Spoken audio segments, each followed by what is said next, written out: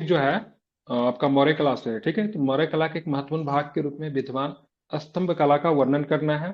ठीक है, एक क्वेश्चन हो गया। चलिए आप आंसर आपका इसका लिखना शुरू कीजिए। ठीक है, आंसर में लिखिए। आंसर में लिखिए, प्राचीन भारत की समृद्ध कला परंपरा। प्राचीन भारत की समृद्ध कला परंपरा के अधीन मौर्य कला के एक महत्वपूर्ण भाग के रूप में विद्वान स्तंभ कला का स्थान काफी महत्वपूर्ण है। ठीक है, आप यहां से देख के लिख सकती हो।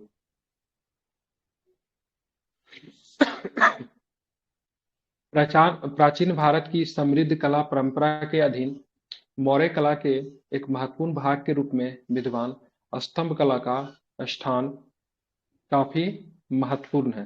ठीक है, उसके बाद कॉमा, एक और जहां यह कला तत्कालीन भारत की वैज्ञानिक एवं तकनीकी प्रगति का परिचायक है, तो वहीं यह मौर्य साम्राज्य की समाज, अर्थव्यवस्था एवं राजनीति को जानने का एक महत्वपूर्ण स्रोत है। हो गया, इंट्रो काफी है। ठीक है, मौर्य कला के स्तंभ कला का इंट्रो इतना इनफ है। ठीक है, ध्यान में रखेंगे। क्या इंट्रो रहेगा?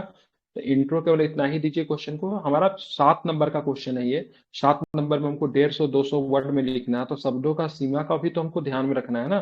तो इंट्रो इनफ है ये। प्राचीन भारत की समृद्ध कला परंपरा के अधीन मौर्य कला के एक महत्वपूर्ण भाग के रूप में विद्वान स्तंभ कला का स्थान काफी महत्वपूर्ण है। ठीक है, एक और जहां यह कला तत्कालीन भारत की वैज्ञानिक एवं तकनीकी प्रगति का परिचायक है, वहीं यह मौर्य साम्राज्य की समाज, अर्थव्यवस्था एवं राजनीति को जानने का एक महत्वपूर्ण स्रोत भी है। ठीक है, ध्यान में लिखेंगे। अब इतना आपने लिख लिया। ठीक है, आप एक टॉपिक बनाइए। ठीक है, एक टॉपिक बनाइए, इसमें लिखे मौर्य कला के भाग लिखिए। ठीक है, ये वाला बनाइए, सेम टू सेम इसको बनाइए। ठीक है, मौर्य कला के भाग। ठीक है, बनाइए मौर्य कला का भाग। सेम टू सेम ऐसा ही बना दीजिए जैसा बनाया हुआ है। ठीक है, कोई दिक्कत नहीं है, ठीक बनाया हुआ है। ठीक है, मौर्य कला के भाग, समझ गए ना? जो बनाया हुआ है ठीक उसी पे आप लोग कर सकते हैं। मौर्य कला का भाग यहाँ पे लिख के इसको बनाइए।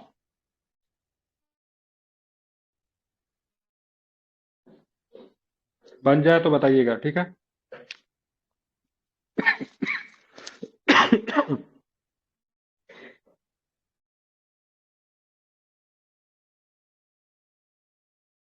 बीच में आराम से। ठीक है, बीच में आराम से।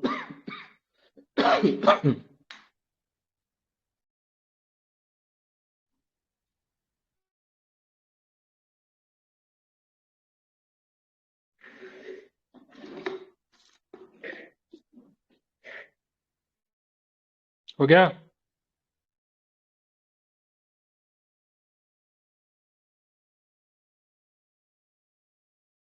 मौर्य कला के भाग में सबसे पहले मौर्यकालीन राजप्रसाद। ठीक है, उसके बाद शिलालेख लिखिए। अशोक स्तंभ हो गया, स्तूप हो गया, टेराकोटा की मूर्तियां हो गया, और क्या है?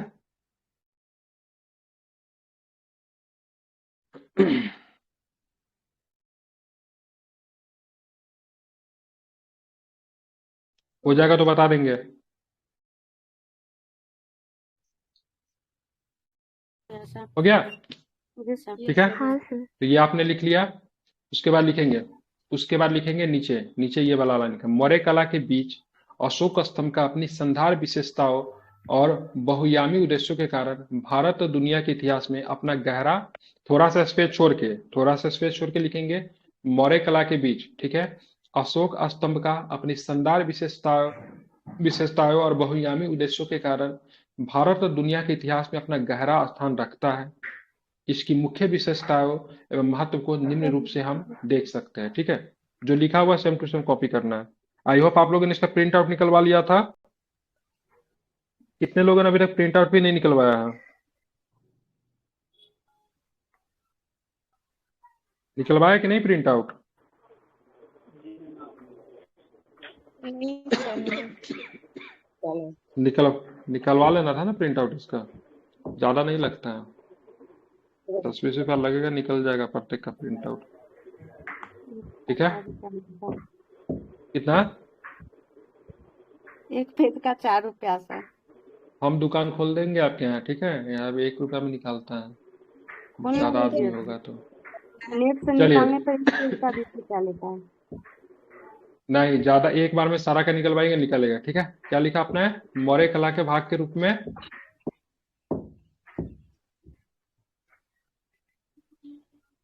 ठीक है, ऊपर लिख से लिया आपने? जोड़िए। इसको बीच में डाल के सारो लिख लिया, हो गया ना? ये जी सर। वाला लिख लिया आपने? मौर्य कला के बीच अशोक स्तंभ का अपनी शानदार विशेषताएं और बहुआयामी उद्देश्यों के कारण भारत और दुनिया के इतिहास में, माइक बंद कीजिए जहां सब आ जा रहा है, अपना गहरा स्थान रखता है। इसकी मुख्य विशेषताओं एवं महत्व को निम्न रूप से देखा जा सकता है, ठीक है? आप कीजिए, माइक बंद कीजिए जहां सब आवाज आ रही है, खटखट की आवाज आ रही है, ठीक है? आप क्या कीजिए, बुलेट पॉइंट का यूज कीजिए, ठीक है? क्या कीजिए, आप आराम से बुलेट पॉइंट का यूज कीजिए, या फिर एरो डाल के भी लिख सकते हैं, ठीक है? लेकिन ये वाला कोई काम नहीं करेंगे, ऐसे ऐसे करके जो आप लोग मारते हैं ना, इसको नहीं करना है, ठीक है? आप नॉर्मली इस एरो का प्रयोग कर लीजिए या फिर बुलेट पॉइंट यूज करके लिखना शुरू कीजिए, ठीक है? एज यूर विश, जो भी आपको लग रहा है सही वो कीजिए। लेकिन ये वाला जो कुछ लोग करते हैं, ऐसे ऐसे 3 नंबर 4 नंबर, ये यूज नहीं करना, ये गंदा दिखता है, ठीक है? समझ गए? तो पहला नंबर में मतलब फर्स्ट एरो में एरो डाल के जो आप जो लिखना शुरू किए, उसमें क्या लिखेंगे? इन स्तंभों के दो मुख्य भाग है, एक स्तंभ स्तंभ यष्टि, या फिर, ठीक है, गौदुम लाट, या फिर दूसरा शीर्ष, ठीक है? ये लिख लीजिए, ये बार पूरा पूरा पॉइंट लिख दीजिए, ठीक है? ये पॉइंट सही है, इसको लिख दीजिए।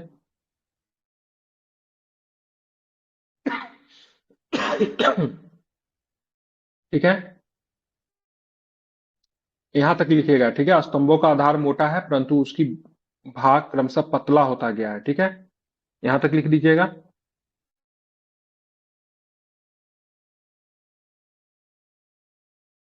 हो गया? इसी में दूसरा पॉइंट, ठीक है, इसी में दूसरा पॉइंट बना के ये वाला टॉपिक को दूसरा नंबर पे लिख दीजिए। स्तंभों के शीर्ष पे घंटा, गोल अंड या चौकी है। कुछ चौकियों पे 4 पशु और 4 छोटे चक्र अंकित है, ठीक है? ये आपका दूसरा वाला पॉइंट में आ जाएगा, ठीक है? समझे? और इसी में तीसरा पॉइंट पे, ठीक है, इसको स्तंभ शीर्ष पर सारनाथ का शीर्ष अंकित है, लायन कैपिटल जिसको कहते हैं। ध्यान में रखिए, क्या लिखेंगे? स्तंभ शीर्ष पर में सारनाथ का शीर्ष, ठीक है, सारनाथ का शीर्ष, ठीक है, सर्वोत्कृष्ट है। हो गया? लिख लिया आपने? ये देखिए लिखाइए ना। देख के लिखना है इसमें से, ठीक है? जूम कर दे रहा हूं।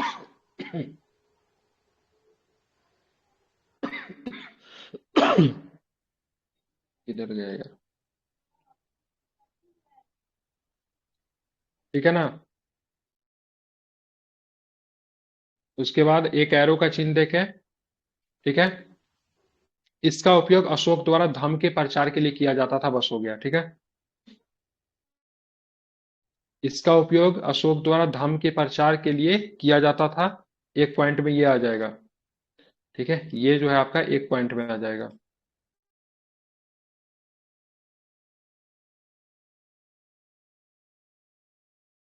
एक पॉइंट में ये आ जाएगा, तो इसका उपयोग, ठीक है, उसका उपयोग अशोक द्वारा, ठीक है, धम्म का प्रचार के लिए किया जाता था, ठीक है?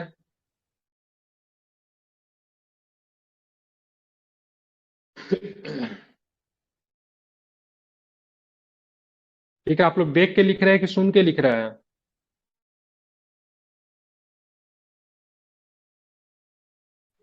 तो हम दोनों। उसी हिसाब से लिखाएंगे, दोनों करके लिख रहे हैं आप लोग? हम्म। ठीक है, तो ये लिख लिया आपने, इसका उपयोग अशोक द्वारा धर्म के प्रचार के लिए किया जाता था। उसके बाद नीचे वाला पॉइंट में लिखिए, ठीक है, इसमें सामाजिक और पशु कल्याण कार्यक्रम सहित नैतिक और धार्मिक प्रस्तुतियां है, ध्यान में रखेंगे। क्या लिखेंगे?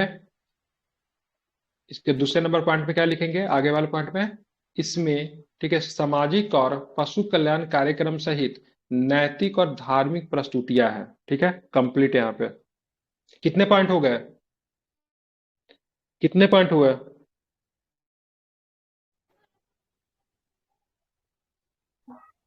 8। 8 पॉइंट हो गए। 8। हाँ, 4 हुआ है। मेरा तो 4 ही हुआ है। नहीं, 5 हुआ ना। 5। इसमें सामाजिक और पशु कल्याण कार्यक्रम सहित, ठीक है, कार्यक्रम सहित नैतिक और धार्मिक प्रस्तुतियां हैं। ठीक है, हो गया। एक पॉइंट और लिखिए। जी सर। एक पॉइंट और लिखिए, यह साम्राज्य की जीत और महानता का प्रतीक है।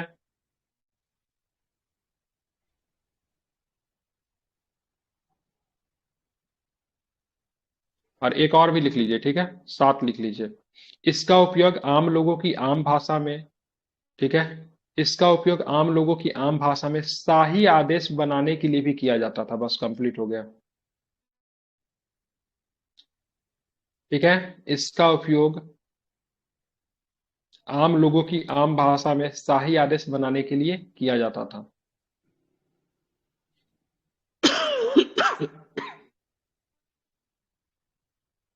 लिख लिया? ये बनाने आता है? ये वाला बनाना आता है? बनाइएगा तो 1 नंबर ज्यादा मिलेगा, नहीं बनाइएगा तो 1 नंबर कम मिलेगा।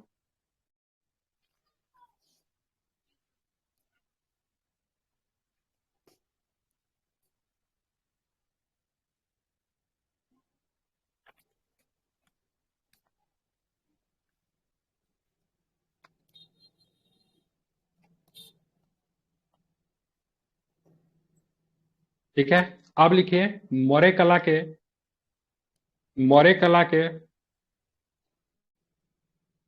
मौर्य कला के स्तंभ कला की विशेषताएं। मौर्य कला की स्तंभ कला की विशेषताएं।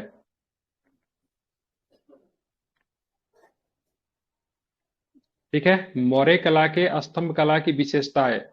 ठीक है, विशेषताएं देकर फिर से आप एरो का सिंबल बना के लिखना शुरू कीजिए। जी सर।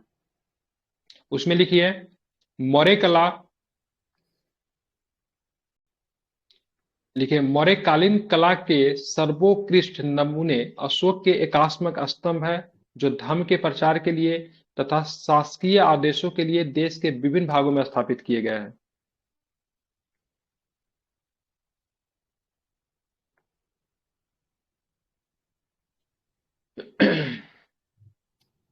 दूसरा नंबर पॉइंट में मतलब 1 2 मत लिखिएगा, एरो का चिन्ह देके, एरो का चिन्ह देके या फिर बुलेट पॉइंट बना के दूसरा नंबर में लिखिएगा।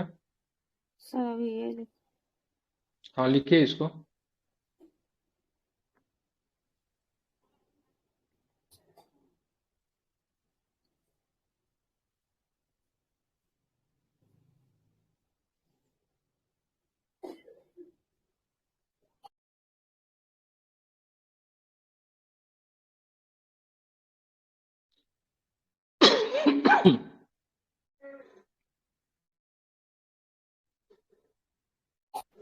सर कितना तक लिखे? हम लिखवा रहे हैं ना, लिखे ही नहीं? हम्म। हो गया? महत्वपूर्ण है, अब लिख लिए जी। कहाँ तक लिख लिए? महत्वपूर्ण है। महत्वपूर्ण है? महत्वपूर्ण कहाँ है जी। इसमें कहीं भी लिखा? मैंने लिखा था मौर्यकालीन कला के सर्वोत्कृष्ट नमूने अशोक के एकात्मक स्तंभ है, जो अपने धर्म के प्रचार के लिए तथा शासकीय आदर्शों को देश के विभिन्न भागों में स्थापित किए गए हैं। हो गया? जी यहीं तक जी नहीं लिखना था ना, ज्यादा ये लिख लिखना लिए। था। ऊपर वाला लिख लिए। हम विशेषता लिखा रहे हैं, ये तो हो गया, वो तो उसका सारांश था। विशेषता में यहाँ तक लिखना था। ठीक है, चलिए, अगर नहीं लिखे तो स्पेस छोड़ के आगे लिखना शुरू कीजिए, बाद में लिख लीजिए। दूसरा नंबर इसमें लिखिए इन स्तंभों पे, ठीक है, पॉलिश की तकनीक का प्रयोग किया गया है। इन स्तंभों पर पॉलिश तकनीक का प्रयोग किया गया है।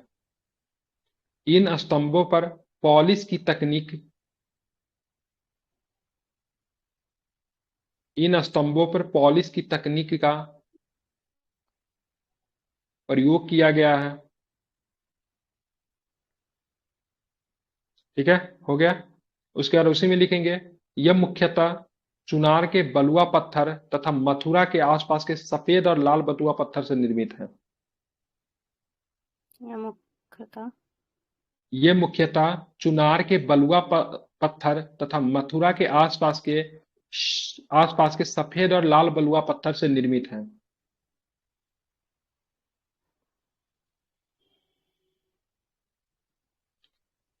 उसके बाद आगे वाला पॉइंट में, ये सभी स्तंभ अपने आप में पूर्ण स्वतंत्र है और बिना किसी सहारे के खुले आकाश के नीचे खड़े हैं। इसी ने सर किया लगा। आगे वाला पॉइंट में, सब आगे वाला पॉइंट में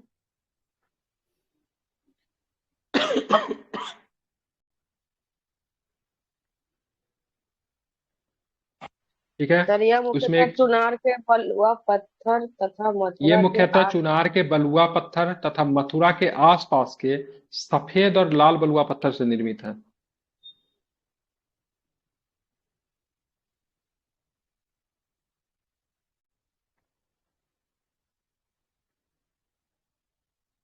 हो गया।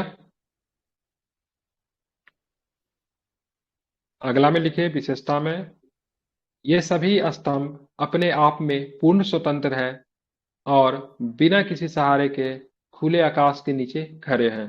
कितना, 7 हो गया विशेषता। 3 तो ही हुआ। 3 ही हुआ सर ठीक है, आज विशेषता। अच्छा ठीक है, लिखिए ना, और लिखिए, लिखा रहा हूँ इसमें। लिखिए, ये हो गया, ये वाला पॉइंट खड़े वाला। जी सर हो गया। ठीक है, स्तंभों की लंबाई 35 से 50 फुट तथा प्रत्येक का वजन लगभग 50 टन तक है।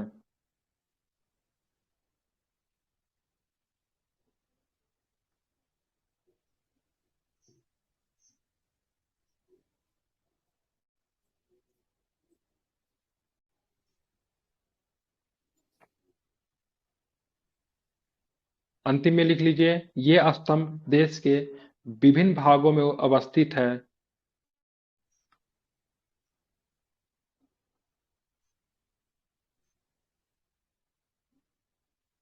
हम्म एवं उसी में, ये स्तंभ देश के विभिन्न भागों में अवस्थित है एवं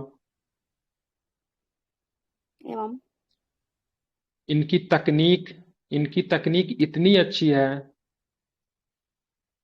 इनकी तकनीक हम्म इनकी तकनीक इतनी अच्छी है कि आज भी वह इसी रूप में उपस्थित है जैसे आज से सैकड़ों वर्ष पहले रही होगी।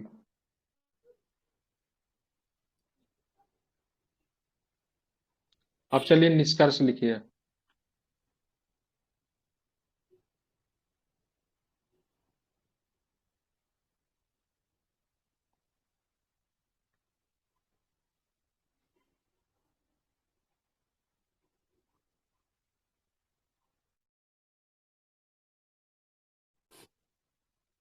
निष्कर्ष में लिखिए। हम्म इस क्वेश्चन में निष्कर्ष से लेकर सब कुछ लिखा हुआ, बस देखने का बस था। विशेषता भी था, उसका फीचर्स भी था, उसका निष्कर्ष भी है, उसका सब कुछ था, बस आप लोग उतार के ले आए हैं, किसी को अच्छा से लिखे नहीं है। ठीक है, निष्कर्ष लिख लिए।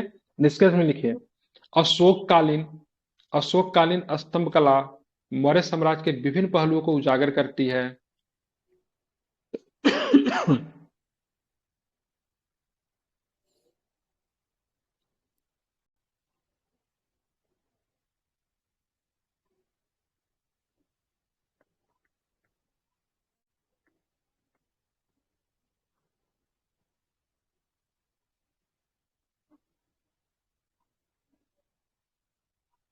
जी सर।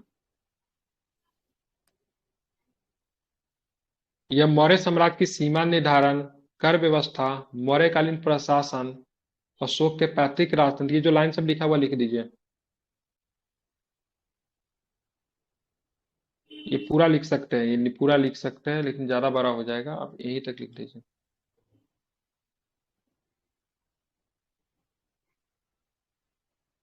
ये वाला लाइन जो है ना, ये वाला लाइन को बीच में कहीं पे लिखा जा सकता है।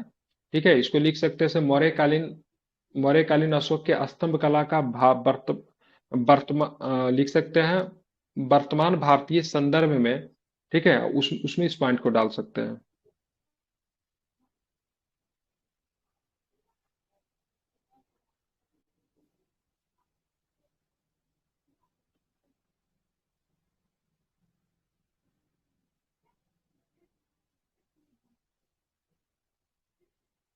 ठीक है, लिख लिया आपने?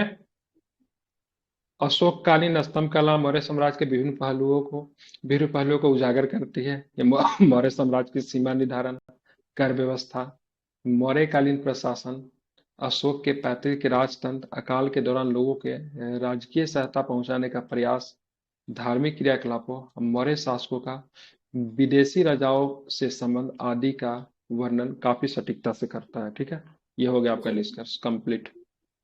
ठीक है, जी सर। अभी लिखे वर्तमान संदर्भ में। ठीक है, आप ये लिखना नहीं है, हम लिखवाना भूल गए, लेकिन एक बीच में एक लाइन बन सकता था वर्तमान थोड़ा सा संदर्भ सर में। ठीक कीजिए है, ना निष्कर्ष, लास्ट वाला क्या करें लास्ट वाला? निष्कर्ष जो लिखवा रहे थे लिखे वो आप। थोड़ा।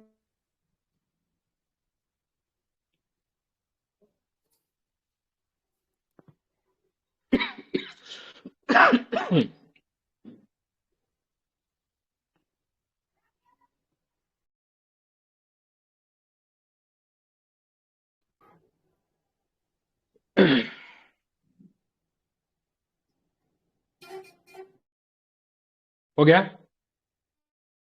जी सर। हो गया ना? जी सर। ये सर।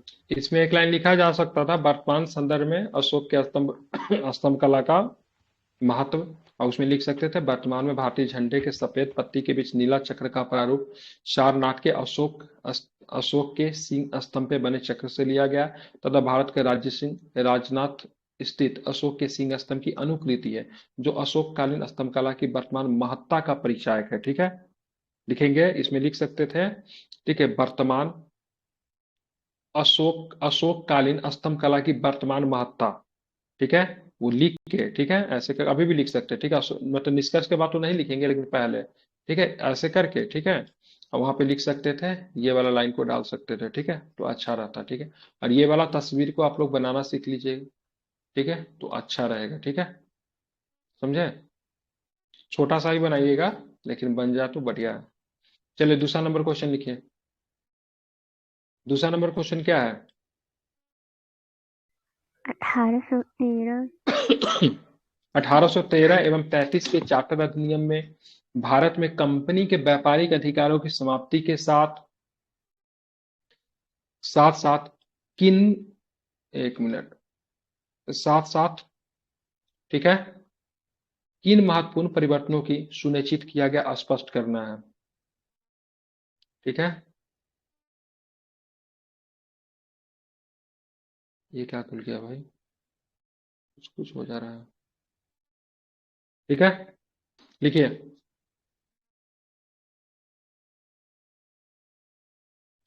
क्वेश्चन दिया हुआ है आपके, वहां पर भी लिखा होगा, क्या बोलते हैं, ग्रुप में भी डाला हुआ, देख लीजिए।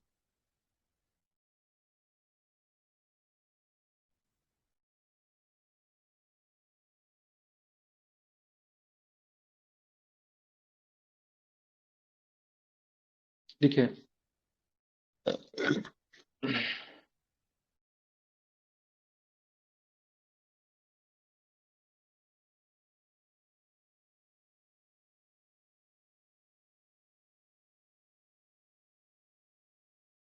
ये वाला लाइन हुआ कॉपी कीजिए।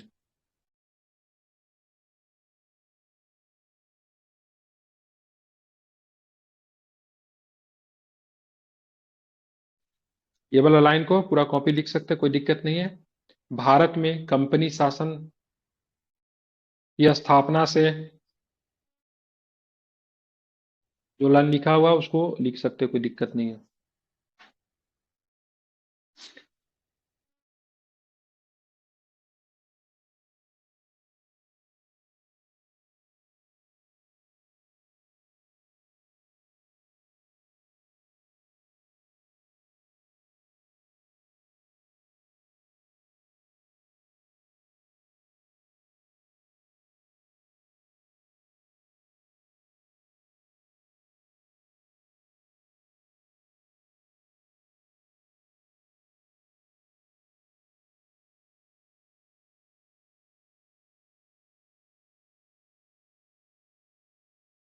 हो जाए तो बता देना आप।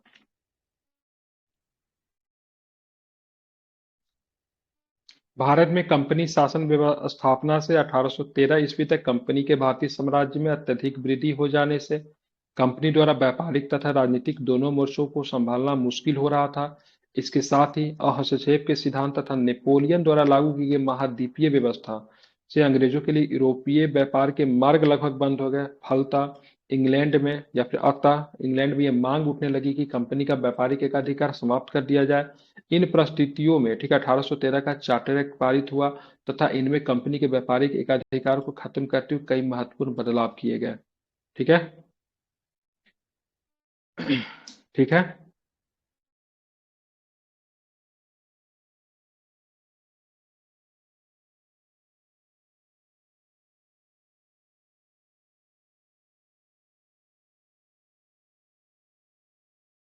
लिखा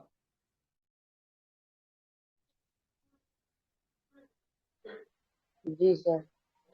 हो गया। अब एक टॉपिक आप लिखेंगी। ठीक है। ये सब जो बना के जो लाया था ना सब काम कट कर दिए। ऐसा नहीं लिखा जाता, ये लंबा चौड़ा सा नहीं बनाया जाता, इसको दिखाना पड़ता दूसरे तरीके से। लिखिएगा, भारतीय शासन प्रणाली में महत्वपूर्ण परिवर्तन, सॉरी, 1813 के चार्टर एक्ट के माध्यम से भारतीय शासन प्रणाली में महत्वपूर्ण परिवर्तन। क्या लिखेंगे? यहाँ पे लिखिए।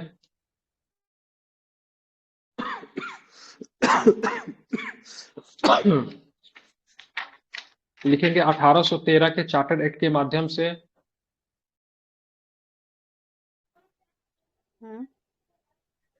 क्या लिखेंगे? 1800। देखिए यहाँ पे, ठीक है, 1813 के चार्टर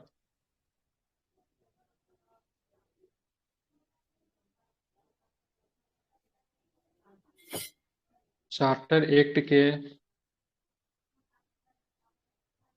माध्यम से अभी मेरा ना पेन खरीदे, वो पेन टेप इसमें हाथ मेरा बैठा नहीं हुआ है। ठीक है। माध्यम से भारतीय शासन प्रणाली। ठीक है। क्या लिखेंगे? भारतीय शासन प्रणाली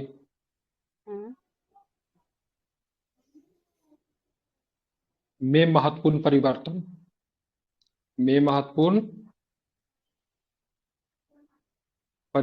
ठीक है। ध्यान में रखेंगे। इसको क्या कीजिए, इसको बॉक्स में डालिए। ठीक है। ठीक है, बॉक्स में डालिए। ठीक है। बॉक्स में डालने के बाद दो काम कर सकते हैं, या तो यहां से घिस घिस के लिखना शुरू कीजिए। ठीक है। कुछ नहीं, घिस घिस के लिखना शुरू कीजिए। ठीक है। पहला पॉइंट में लिख दीजिए। क्या पहला पॉइंट में लिखिए? छोटा छोटा पॉइंट लिखा दो, इसमें से लिखा दो, एक मिनट। हाँ, पहला पॉइंट में लिखेंगे, भारत में कंपनी का व्यापारिक एकाधिकार समाप्त। क्या लिखना था? भारत में, ठीक है, भारत में कंपनी का व्यापारिक एकाधिकार समाप्त। एकाधिकार समाप्त। ठीक है। ब्रैकेट में लिख दीजिएगा चाय और, ठीक है, चीन को छोड़कर। क्या? छोड़कर। ठीक है, ये हो गया। ठीक है। फिर क्या कीजिए? फिर यहां से क्या कीजिए, एक ऊपर से एक और लाइन खींच लीजिए। ठीक है। इसमें क्या लिखिएगा? इसमें आप लिखिए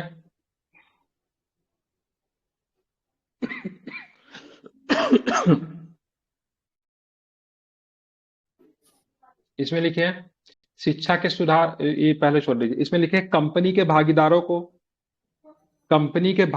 को भारतीय राजस्व से 10.5% लाभांश दिए जाने की व्यवस्था। क्या चीज सर? कंपनी के भागीदारों को, कंपनी के भागीदारों को, ठीक है, यहाँ पे लिखा है ना, कंपनी के भागीदारों को भारतीय राजस्व से 10.5% लाभांश दिए जाने की व्यवस्था, दूसरा पॉइंट में। ठीक है, कंपनी के भागीदारों को भारतीय राजस्व से 10.5% लाभांश दिए जाने की व्यवस्था। हो गया, लिख लिया इसमें, इसमें लिख दीजिए। जी सर, हो गया। लिख दिए ना? जी। ठीक है, यहां से क्या करेंगे, फिर एक पॉइंट को एक लीजिए, 6-7 पॉइंट लिखेंगे, नीचे थोड़ा आइए, फिर से एक डैश देके, ठीक है, तीर बना दीजिएगा, सब में तीर बनाते चलिएगा। ठीक है, बनाते चल रहा है ना? जी सर। इसमें लिखिए, तीसरा पॉइंट में लिखिए। ठीक है, ईसाई मिशनरियों को भारत में धार्मिक और नैतिक सुधार की अनुमति।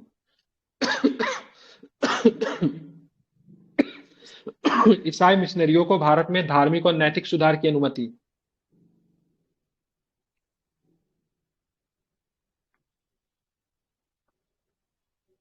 हो गया, ईसाई मिशनरी को भारत में धार्मिक और नैतिक सुधार की अनुमति। ईसाई मिशनरियों को भारत में जी सर। नैतिक सुधार की अनुमति। हो गया, उसमें से एक पॉइंट और ऊपर से बनाएंगे। ठीक है, इसमें लिखिए, एक पॉइंट बना के इसमें लिखिए, शिक्षा के लिए। ठीक है, शिक्षा में सुधार है तो 1 लाख का अनुदान।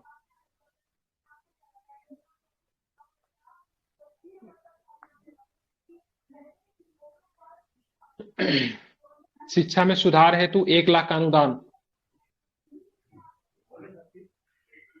जी। लिख लिया आपने? जी। भारत में स्थानीय सरकारों को व्यक्तियों पर टैक्स लगाने की शक्ति मिली। भारत में स्थानीय सरकारों को व्यक्तियों पर टैक्स लगाने की शक्ति मिली।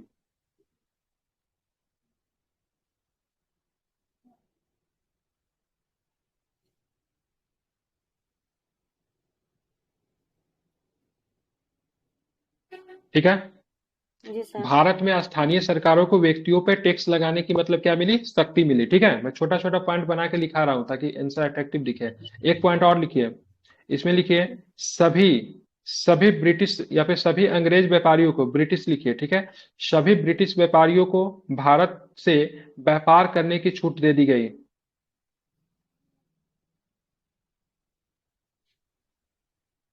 सभी ब्रिटिश व्यापारियों को, सभी ब्रिटिश व्यापारियों को भारत को भारत से व्यापार करने की छूट दे दी गई। ठीक है ना, यहाँ पे लिखा हुआ, मतलब कहाँ गया आपका ये, हाँ, सभी ब्रिटिश व्यापारियों को भारत से व्यापार करने की छूट दे दी गई। जी सर। ठीक है, हो गया, कितने पॉइंट हुए? 2 4 2 4 6। ये हो गए? जी सर। लिखिए, एक और लिखिए, नियंत्रण बोर्ड की शक्ति को परिभाषित किया गया। नियंत्रण बोर्ड की शक्ति को परिभाषित किया गया और उसका विस्तार भी किया गया। नियंत्रण बोर्ड की शक्ति को परिभाषित किया गया तथा उसका विस्तार भी कर दिया गया। ये हो गया, नियंत्रण, ठीक है, बोर्ड की शक्ति को परिभाषित किया गया तथा उसका विस्तार भी कर दिया गया। ठीक है, आप लिख लिया यहाँ पे, आप चलो यहाँ पे लिखना है।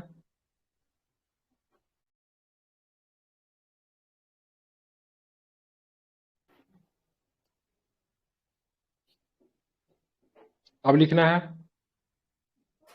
1833। देखिए, 1833 के चार्टर एक्ट के माध्यम से, 1833 के चार्टर एक्ट के माध्यम से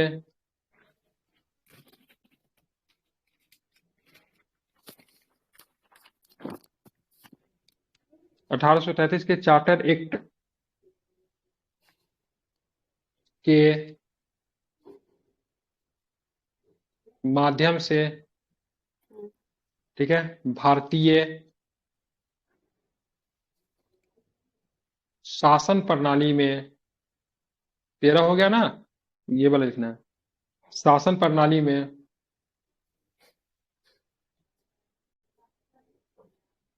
महत्वपूर्ण परिवर्तन, महत्वपूर्ण परिवर्तन। परिवर्तन, ठीक है, ध्यान में रखेंगे। इसको बॉक्स के अंदर डालिए। ठीक है, इसको बॉक्स के अंदर डाल के इसको क्या करेंगे, तो आप लोग इसमें फिर से मतलब यहाँ से लाइन खींच के एरो बना बना के इसको पॉइंट लिख सकते हैं, या फिर ठीक है, या फिर क्या कर सकते हैं, इसको ऐसे दे के ठीक है, और सीधे एरो मार मार के कुछ पॉइंट लिख सकते हैं, जैसा भी इच्छा हो लिखिए। ठीक है, चलो मैं लिखा रहा हूँ। अब यहाँ पे लिखेंगे क्या, चाय के साथ व्यापार तथा चीन के साथ व्यापार करने संबंधी कंपनी के अधिकार को समाप्त कर दिया गया। 13 वाला में छोड़ा था ना, इसमें समाप्त कर देगा। ठीक है, चाय के साथ तथा चीन के साथ व्यापार करने की संबंधी कंपनी के अधिकार को समाप्त कर दिया गया।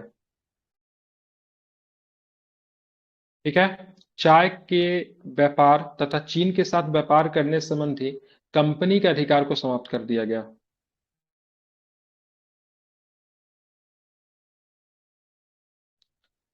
ठीक है, पहला वाला आपने लिख लिया।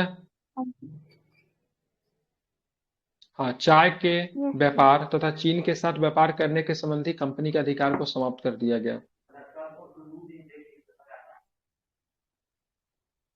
जी ठीक है, सर। ठीक है, आप लिखेंगे बंगाल का गवर्नर जनरल अब भारत का गवर्नर जनरल कहलाया, ब्रैकेट में लीजिएगा प्रथम लॉर्ड विलियम बेंटिक, ये लाइन को हुबहू कॉपी कर लीजिए। बंगाल का गवर्नर जनरल अब ठीक है भारत का गवर्नर जनरल कहलाया, भारत के गवर्नर जनरल को इन्वर्टेड कॉमा में डालना है। ठीक है, मतलब बंगाल का गवर्नर जनरल अब क्या हो जाएगा, भारत का गवर्नर जनरल। ठीक है, तो बंगाल का गवर्नर जनरल अब भारत का गवर्नर जनरल कहलाया, अब ब्रैकेट में लिख दीजिएगा प्रथम, या फिर लिख दीजिएगा भारत का गवर्नर जनरल अब सॉरी बंगाल का गवर्नर जनरल अब भारत का गवर्नर जनरल कहलाया, और और ऐसे पहले governor general Lord William Bentinck थे, या फिर ब्रैकेट में भी लिख सकते थे, कोई इशू नहीं है।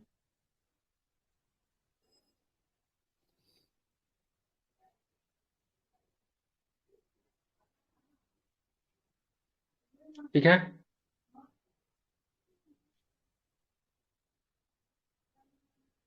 जी सर। तीसरा पॉइंट लिखेंगे एक्ट के तहत पहली बार सरकार का ब्रिटिश भारतीय क्षेत्र पर पूर्ण नियंत्रण। एक्ट के तहत पहली बार सरकार का ब्रिटिश भारतीय क्षेत्र पर पूर्ण नियंत्रण। क्या लिखेंगे, एक्ट के तहत पहली बार सरकार का ब्रिटिश भारतीय क्षेत्र पर पूर्ण नियंत्रण।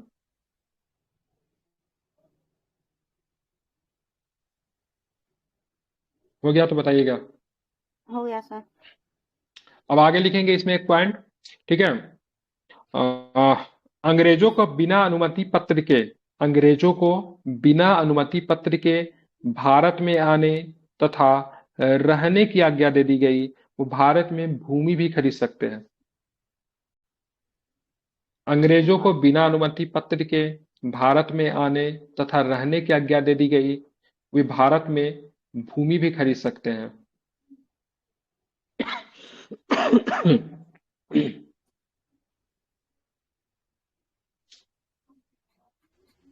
सर फिर से कर लीजिए। अंग्रेजों को बिना अनुमति पत्र के भारत में आने तथा रहने की आज्ञा दे दी गई, वो भारत में भूमि भी खरीद सकते हैं। यह लिखा हुआ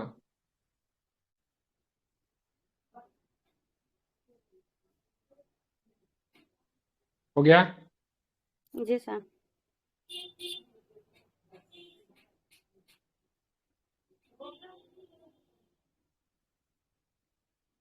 ठीक है,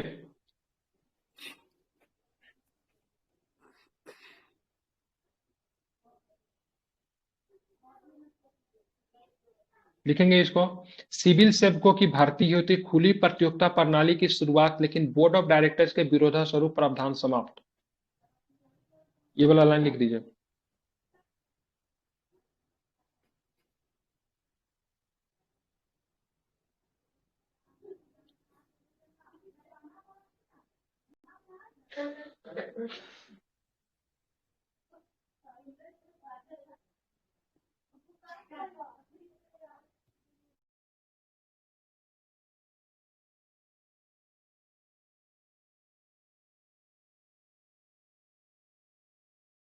हो गया,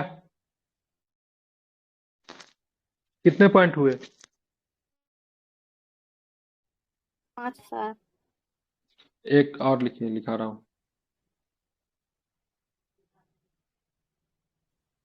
इस एक्ट के द्वारा स्पष्ट कर दिया गया कि, ये वाली लाइन, इस एक्ट के द्वारा स्पष्ट कर दिया गया कि कंपनी के प्रदेशों में रहने वाले किसी भारतीय को केवल धर्म, वंश, रंग या जन्म स्थान इत्यादि के आधार पर कंपनी के किसी पद से जिसके वो योग्य हो वंचित नहीं किया जाएगा। ठीक है। और लास्ट में लिख दीजिएगा, भारत में दास प्रथा को गैर कानूनी घोषित कर दिया गया।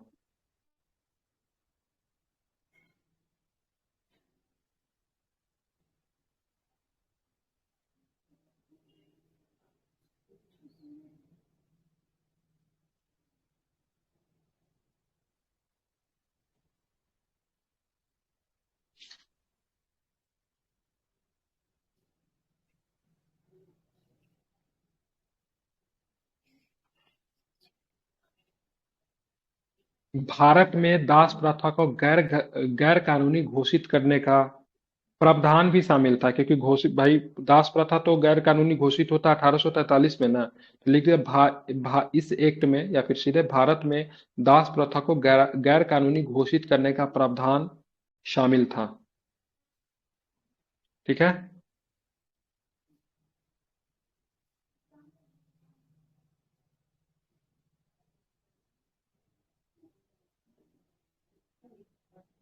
इस एक्ट में भारत में दास प्रथा को गैर कानूनी घोषित करने का प्रावधान शामिल था।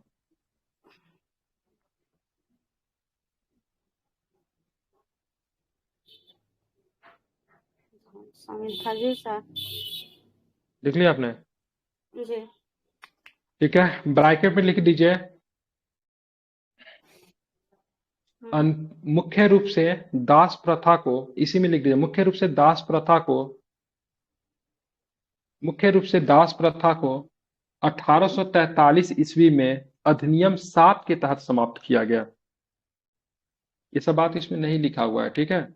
लेकिन जो पीडीएफ में जो चीज लिखी रहती है उसमें बहुत सारे छोड़ना होता है, कुछ ऐड करना पड़ता है। सीधे कॉपी करके नहीं लाना है। पीडीएफ देने का मतलब ये नहीं था हम सीधे कॉपी कर देंगे। ठीक है, क्या लिखा आपने? तो दास प्रथा वाला एक बार फिर से बोलिए ना। दास सहायता, दास प्रथा वाला सर। दास प्रथा, तो भारत में दास प्रथा को गैर कानूनी घोषित, इस एक्ट में भारत में दास प्रथा को गैर कानूनी घोषित करने का प्रावधान शामिल था। ठीक है, या फिर प्रावधान था। मुख्य रूप से दास प्रथा को 1843 ईस्वी में अधिनियम 7 के तहत समाप्त किया गया।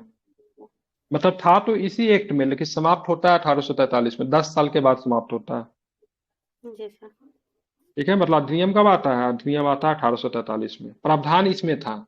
ध्यान में रखेंगे। तो एग्जाम में कभी पूछे ना तो देख लीजिएगा क्या पूछ रहा है, दास प्रथा कब समाप्त हुआ, या फिर पूछ रहा है किस अधिनियम में दास प्रथा को समाप्त करने की बात कही गई थी। ठीक है, जी सर। हो गया?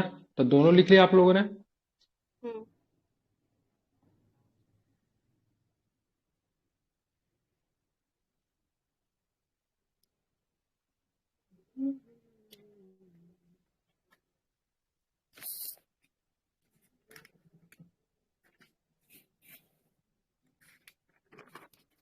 अब लिखेंगे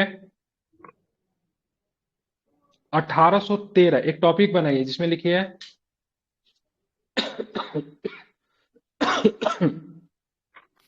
एक टॉपिक बनाइए जिसमें लिखेंगे, थोड़ा सा जगह छोड़ दीजिएगा, ऐसा नहीं कि वहीं से शुरू कर दीजिएगा। लिखिए आप 1813 एवं 1833। 1813 एवं 1833 के चार्टर एक्ट का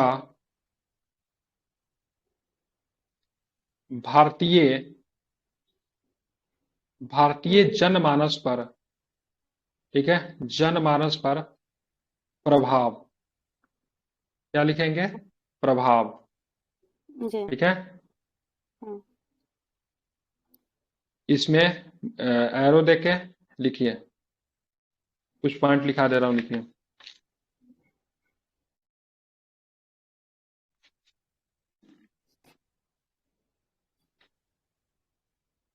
लिखिए, लिखे। अब यहाँ पे लिखेंगे 1813 एवं 1833 के चार्टर एक्ट के माध्यम से कंपनी के व्यापारिक अधिकारों की समाप्ति करते हुए भारत में मुक्त व्यापार की नीति प्रारंभ की गई। ठीक है, पहला हो जाएगा इसमें। 1813 एवं 1833 के चार्टर एक्ट के माध्यम से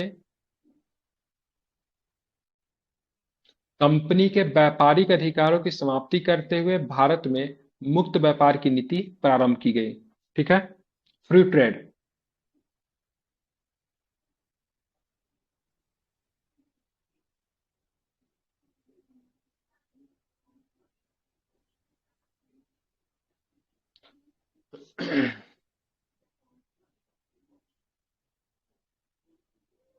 ठीक है, लिख लिया एक पॉइंट में आप लोगों ने?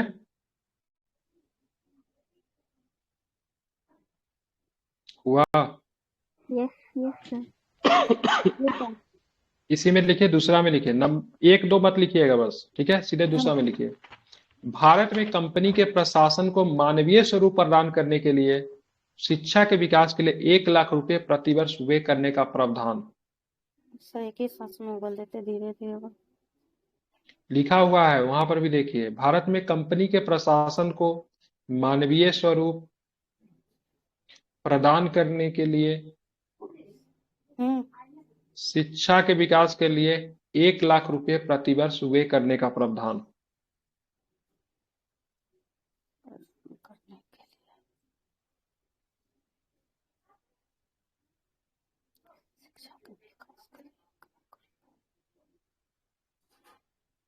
हो गया? सर थोड़ा सा और। भारत में कंपनी के प्रशासन को मानवीय स्वरूप प्रदान करने के लिए शिक्षा के विकास के लिए 1 लाख रुपए प्रतिवर्ष व्यय करने का प्रावधान है। ये प्रतिवर्ष शायद नहीं था, ये 1 लाख रुपए व्यय करने का प्रावधान कर दीजिए। प्रतिवर्ष के साथ मुझे थोड़ा डाउट है, इसको हटा दीजिए, प्रतिवर्ष। जी सर।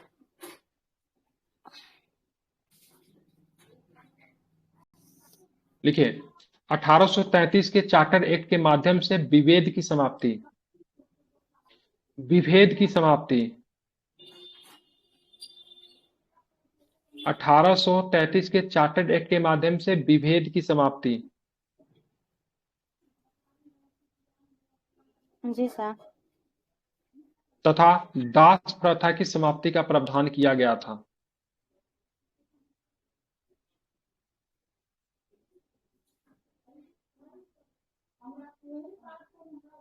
एक और लिख ली इसमें।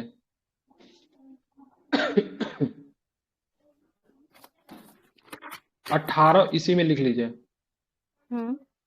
1813 के अधिनियम के माध्यम से, मतलब अगला पॉइंट देखें, 1813 के अधिनियम के माध्यम से ईसाई मिशनरियों का भारत में प्रवेश हुआ, जिससे आगे के वर्षों में धार्मिक तथा सांस्कृतिक मामले में भारत के जनजातीय क्षेत्रों में गहरा प्रभाव पड़ा। रांची में चले जाइए, ठीक है, इतना आपको जनजातीय लोगों का, मतलब ईसाई धर्म में मतलब परिवर्तन किया गया है। मुख्य रूप से इसी एक्ट का बहुत अधिक प्रभाव आपको जनजातीय क्षेत्रों में देखने को मिलता है, क्योंकि जनजातीय क्षेत्रों में सबसे अधिक, ठीक है, रिलीजियस कन्वर्जन हुआ है। ठीक है, तो 1813 के अधिनियम के माध्यम से ईसाई मिशनरियों का भारत में प्रवेश हुआ, जिससे आगे के वर्षों में शिक्षा, धार्मिक तथा सांस्कृतिक मामले में भारत के जनजातीय क्षेत्रों में गहरा प्रभाव पड़ा, छोड़ा। हो गया? चलिए आप लिखेंगे निष्कर्ष। निष्कर्ष में ये वाले पॉइंट को सीधा सीधा कॉपी करना। बताइए, इडुटेरिया ये अपना पीडीएफ, आई थिंक ये 3000 में साथ देता है ये कोर्स।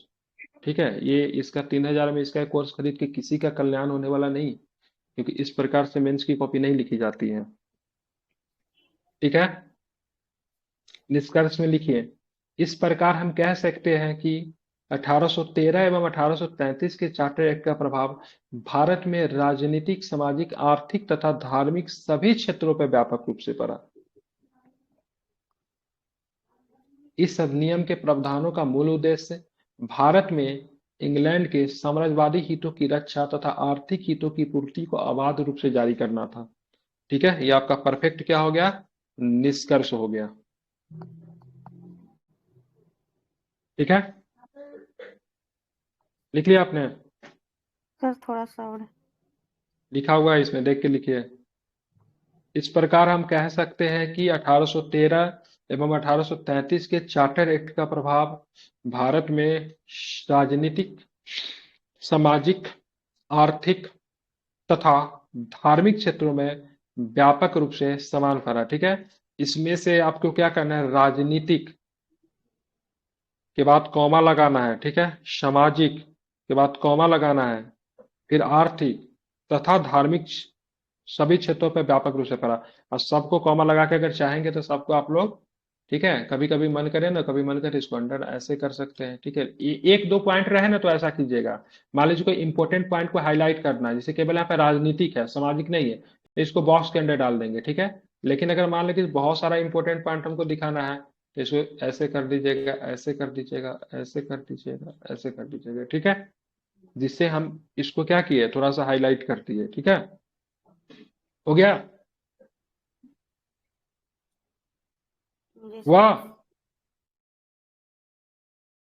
सर। चलिए आप चलेंगे, हम लोग लिखेंगे कितना नंबर, अगला क्वेश्चन लिखिए।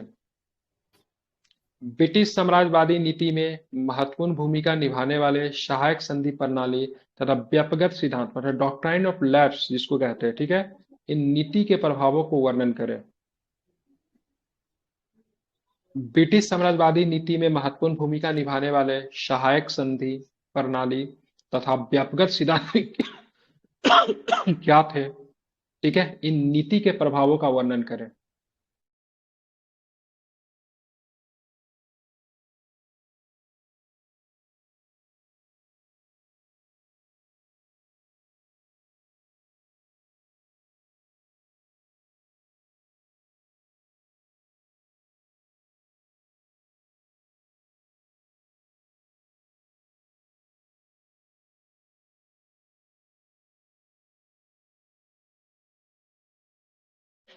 हो गया?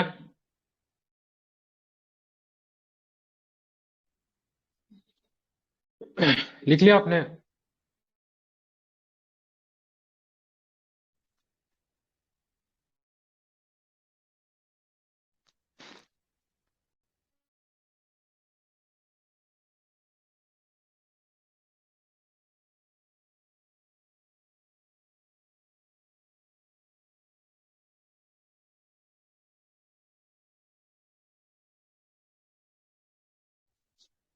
अरे हुआ?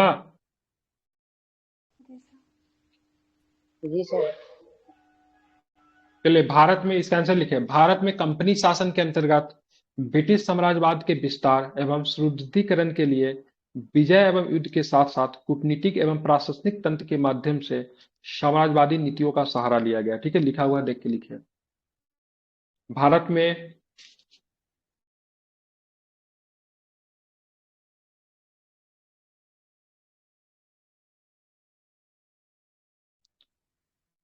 भारत में कंपनी शासन के अंतर्गत ब्रिटिश साम्राज्यवाद के विस्तार एवं सुदृढ़ीकरण के लिए विजय एवं युद्ध के साथ साथ कूटनीतिक एवं प्रशासनिक तंत्र के माध्यम से साम्राज्यवादी नीतियों का सहारा लिया गया।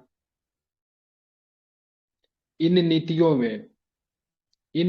में वारेन हेस्टिंग्स की घेरे की नीति, ब्रैकेट में लिखे रिंग फेंस की नीति, वारेन हेस्टिंग की वारेन हेस्टिंग्स की घेरे की, रिंग फेंस जिसको बोलते थे, की नीति, ब्लेजली की सहायक संधि तथा लॉर्ड डलहौजी द्वारा प्रतिपादित व्यक्तिगत सिद्धांत का स्थान महत्वपूर्ण है।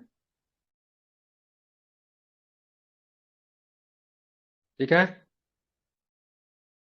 और पैराग्राफ चेंज कीजिए। पैराग्राफ चेंज करके लिखिएगा, सहायक संधि प्रणाली एवं व्यपगत सिद्धांत की विशेषता को हम निम्न रूप से देख सकते हैं।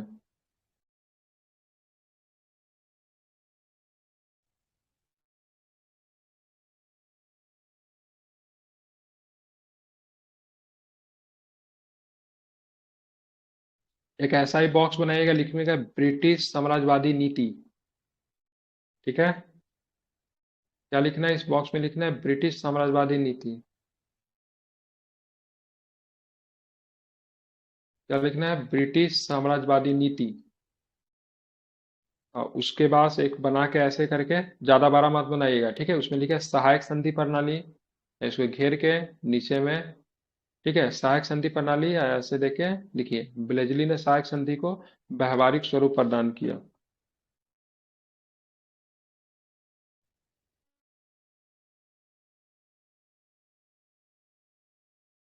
और डलहौजी ने व्यापक सिद्धांत के माध्यम से साम्राज्यवादी हितों की पूर्ति की थी।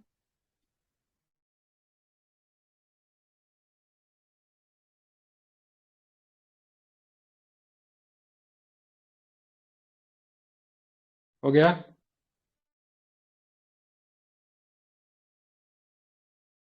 लिख लिया आपने? नहीं। नहीं हुआ अभी तक?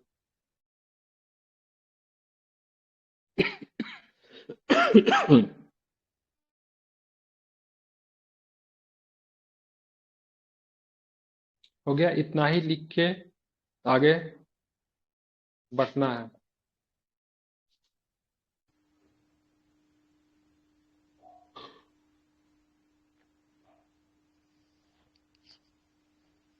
आगे चले? Yes sir. चलिए यहाँ पे एक टॉपिक डालिए।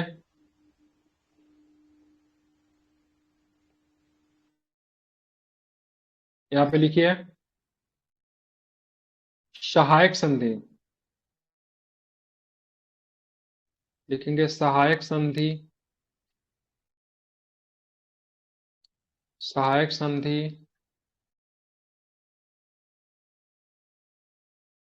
सहायक संधि प्रणाली, नहीं, प्रणाली की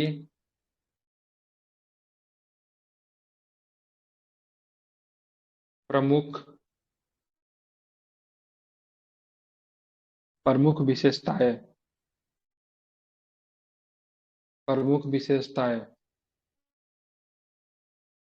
ठीक है, अब यहाँ पे प्रमुख विशेषता आपने लिख दिया। ठीक है, अब यहाँ पे क्या कीजिए, ये वाला बनाइए। ठीक है, ठीक है, और इसमें पहला में लिखिए इसे, ठीक है, इसे ब्लेजली, किसके द्वारा? इसे ब्लेजली द्वारा व्यवहारिक स्वरूप प्रदान किया गया था। क्या किया गया था? व्यवहारिक स्वरूप प्रदान किया गया था। ये हो गया। अब इसमें चलेंगे, यहाँ पे दूसरा में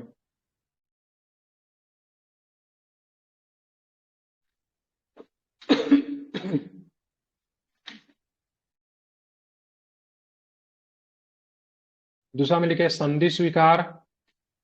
लिख रहे हैं? Yes sir. संधि स्वीकार करने वाला देशी राज्य, संधि स्वीकार करने वाला देशी राज्य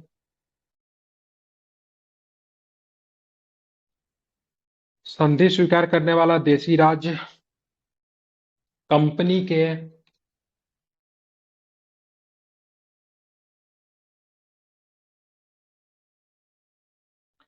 कंपनी के स्वीकृति कंपनी के स्वीकृति के बिना कंपनी के स्वीकृति के बिना किसी अन्य यूरोपीय किसी अन्य यूरोपीय या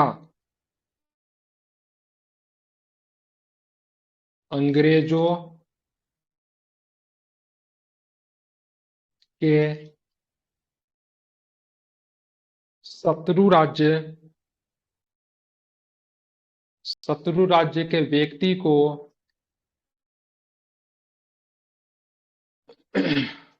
को अपने दरबार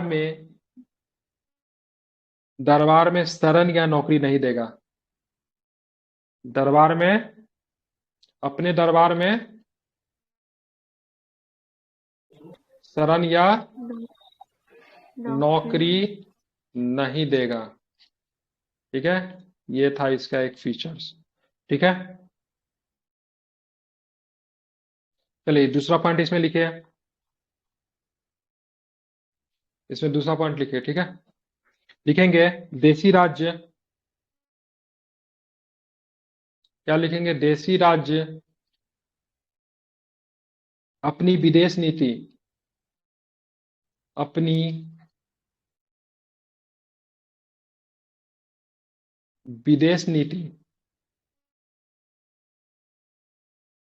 विदेश नीति को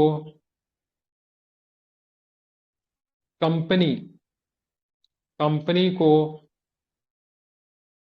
सुपुर्द कर देगी। क्या होता है? सुपुर्द बोलते हैं ना, सौंप देगी या फिर सुपुर्द कर देगा। ठीक है, वह बिना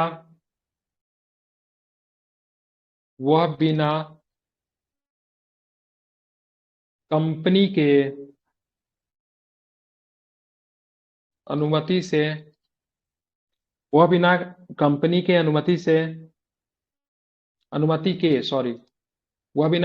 अनुमति के किसी अन्य राज्य से युद्ध संधि या मैत्री नहीं कर सकता।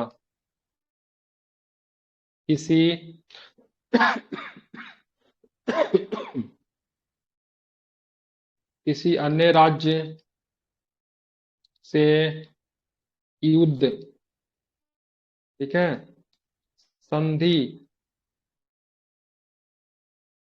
युद्ध संधि या मैत्री नहीं कर सकता। ठीक है, ध्यान में रखेंगे, मैत्री नहीं कर सकता।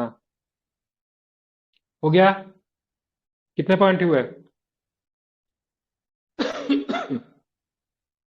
कितने पॉइंट? 3 हुआ। हेलो, चले लिखें। 5 से लिखना है। देशी राज्यों की सुरक्षा के लिए देखिए, देशी राज्यों की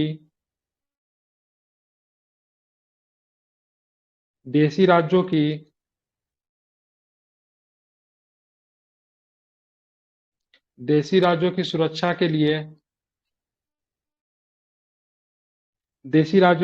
के लिए कंपनी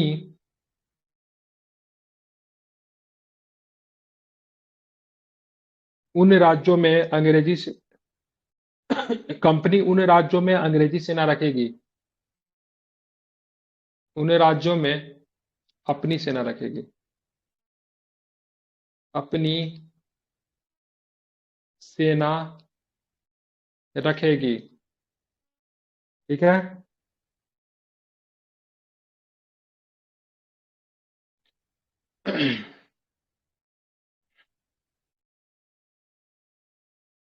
सेना का खर्च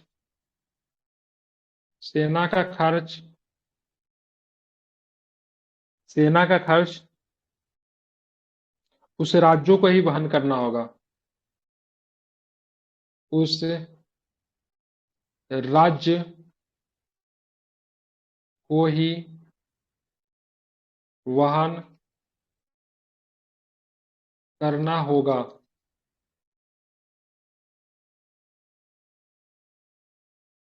ठीक है, हो गया?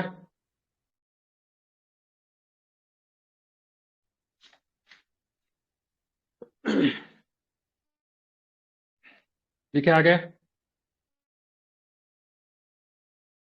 देसी रियासतें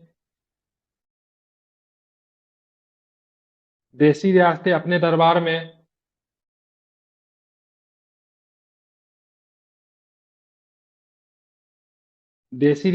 दरबार में एक ब्रिटिश रेजिडेंट रखेगी। एक ब्रिटिश, क्या बोलते हैं उसको, रेजिडेंट, एक ब्रिटिश रेजिडेंट रखेगी।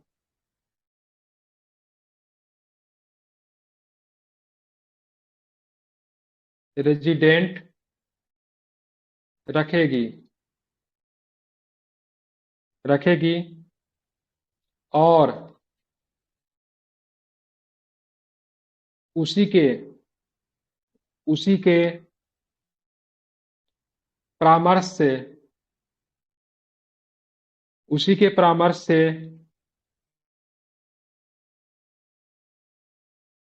रियासत का शासन प्रबंध करेगी। शासन प्रबंध करेगी। हो गया।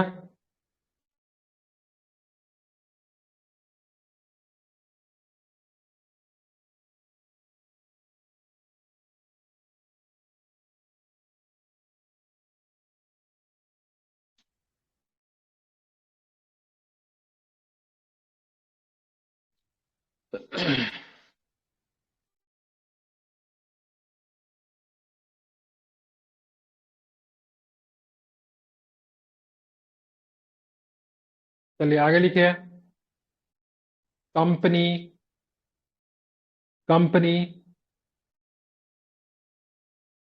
संधि करने वाले राज्यों के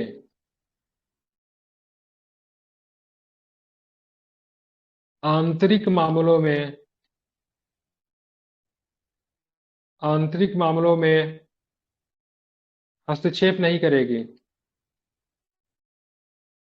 हस्तक्षेप नहीं करेगी। एक और लिखिए। अंग्रेज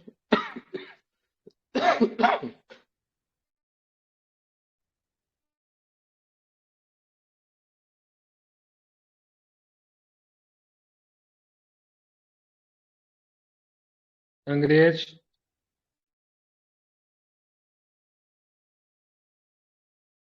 या फिर अंग्रेज नहीं, कंपनी, क्या लिखेंगे, कंपनी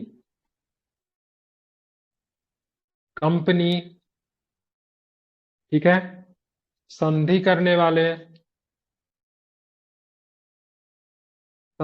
वाले राज्य की आंतरिक एवं बाह्य आक्रमणों से सुरक्षा करेंगे।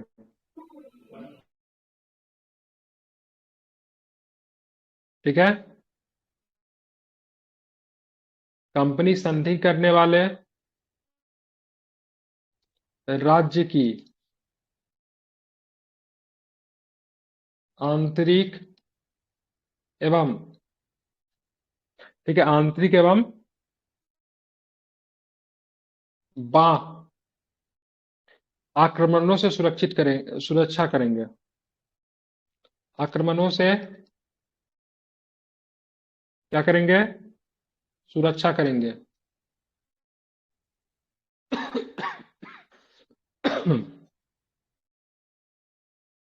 हो गया होगा 7 को पॉइंट,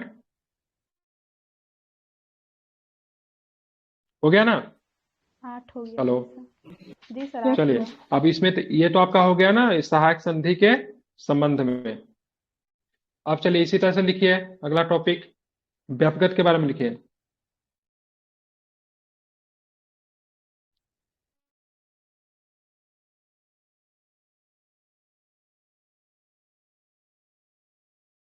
क्या लिखा है तो उसमें पहला टॉपिक क्या लिखे थे, कैसे लिखे थे सहायक संधि में, सेम उसी में व्यपगत जोड़ दीजिए। क्या लिखा है तो उसमें,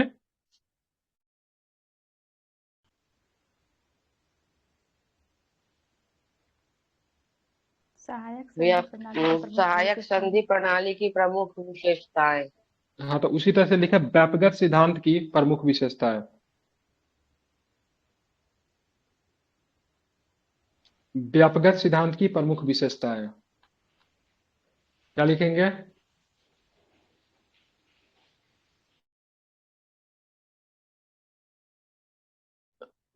व्यापकगत व्यापकगत सिद्धांत की प्रमुख, ठीक है, विशेषताएं।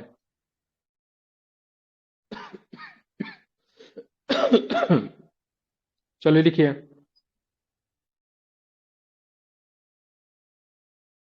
चलिए बोल के लिखा रहा हूं। लिखिए, व्यापकगत सिद्धांत से अभिप्राय था कि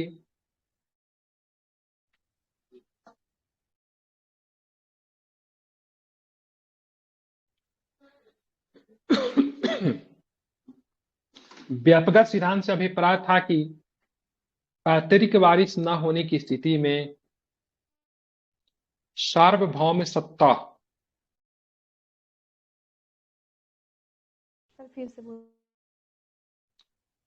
व्यापकगत सिद्धांत से अभिप्राय था कि पैतृक वारिस न होने की स्थिति में सार्वभौम सत्ता, ऐसे,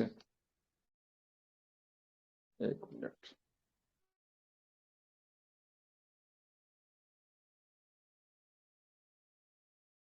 सार्वभौम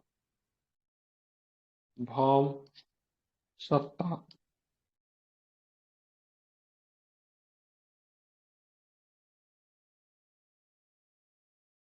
सार्वभौम सत्ता अपने अधीनस्थ तथा प्रतंत्र क्षेत्रों को ब्रिटिश साम्राज्य में मिला सकती थी।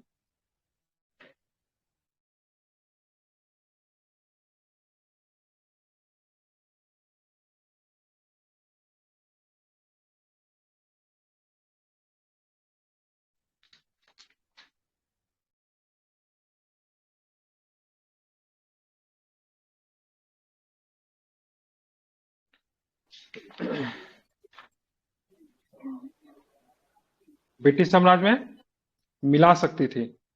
हो गया?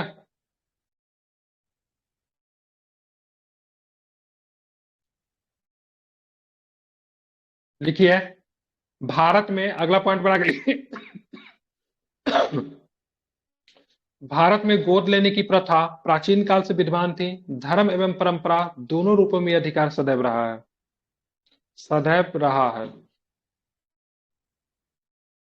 भारत में गोद लेने की प्रथा प्राचीन काल से ही विद्यमान थी। धर्म एवं परंपरा दोनों रूपों में यह अधिकार सदैव रहा।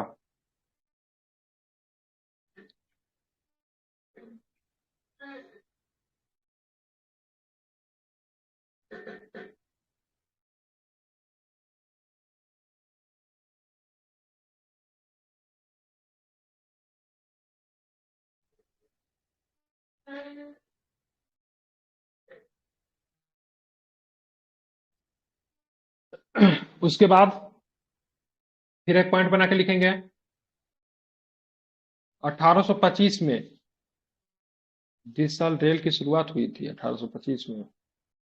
1825 में अंग्रेज सरकार ने भी इस प्रथा को मान्यता देते हुए घोषणा की कि प्रत्येक सत्ताधारी शासक को हिंदू कानून के अनुसार पुत्र गोद लेने का अधिकार है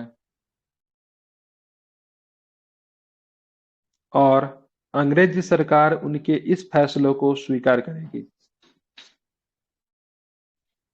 British government accept their decisions.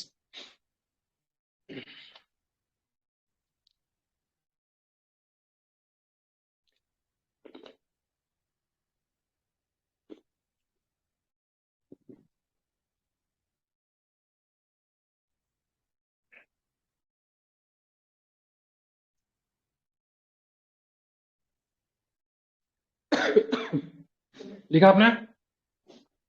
1825 में अंग्रेज सरकार ने भी इस प्रथा को मान्यता देते हुए,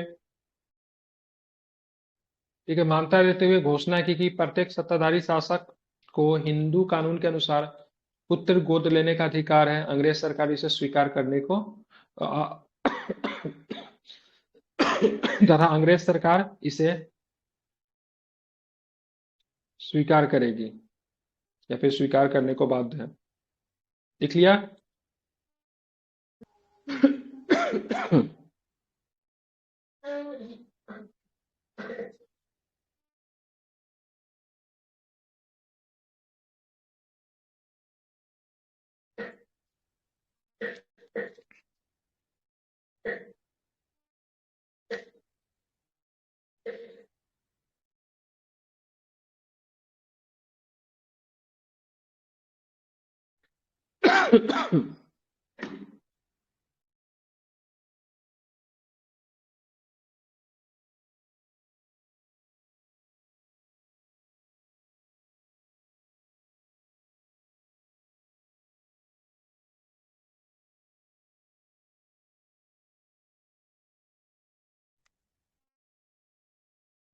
लिख लिया? 1834 में इस नीति में परिवर्तन आया और यह कहा गया कि गोद लेने को नामंजूर करना कंपनी के हाथ में है। 1834 में इस नीति में परिवर्तन आया और यह कहा गया कि गोद लेने को नामंजूर करना कंपनी के हाथों में है।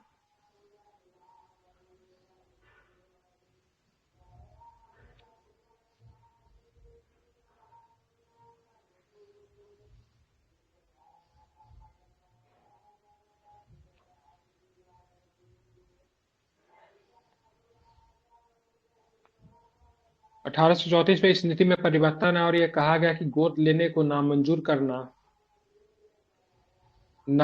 करने का अधिकार कंपनी के हाथों में है।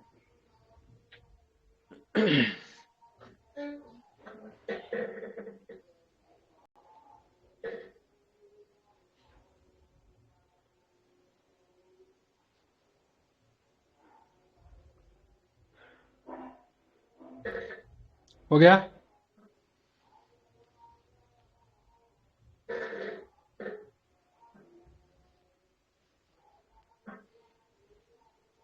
क्लियर?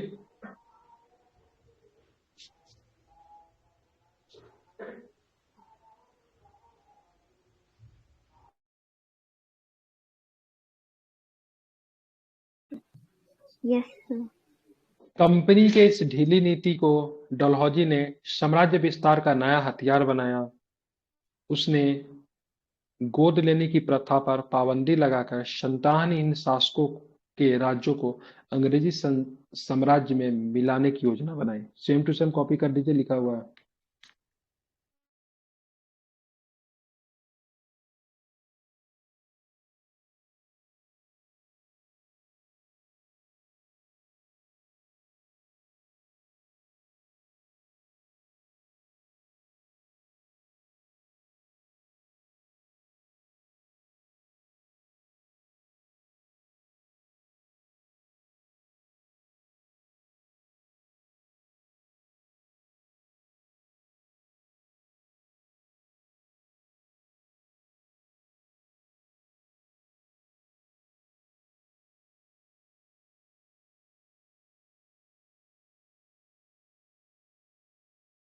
हो गया?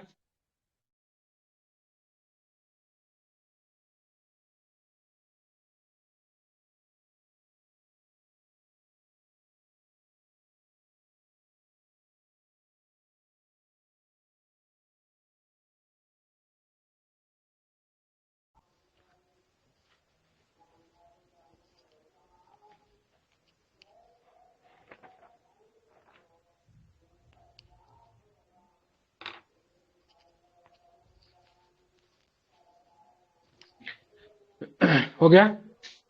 कंपनी के इस ढीली नीति को डलहौजी ने साम्राज्य विस्तार का नया हथियार बनाया। उसने गोद लेने की प्रथा पर पाबंदी लगाकर संतानहीन शासकों के राज्यों को अंग्रेजी साम्राज्य में मिलाने की योजना बनाई।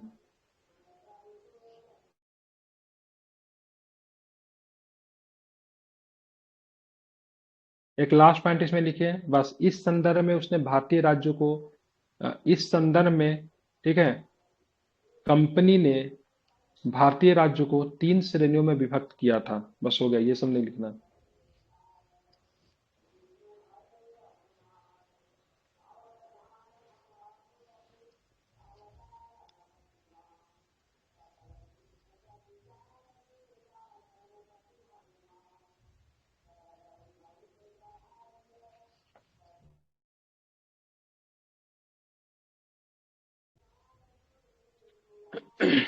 हो गया।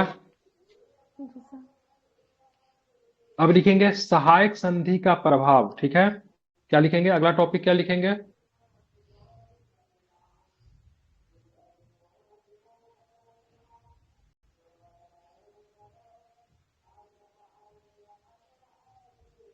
लिखेंगे सहायक, भारत पर सहायक संधि का प्रभाव। तो इसीलिए लिखे सहायक संधि का प्रभाव, लिखे सहायक संधि का प्रभाव। क्या लिखेंगे? सहायक संधि का प्रभाव।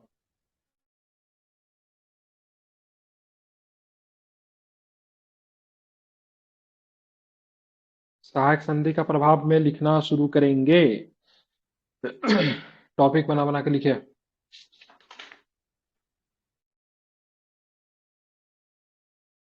सहायक संधि के माध्यम से अंग्रेजों ने भारत में अपने साम्राज्य को मजबूत आधार एवं विस्तार दिया।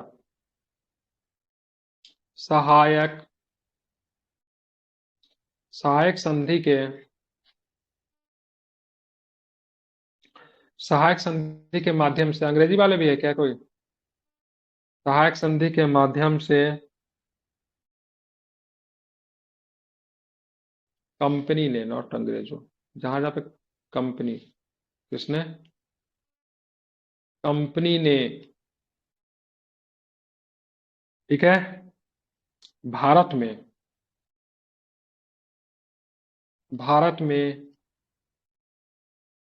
अपने साम्राज्य को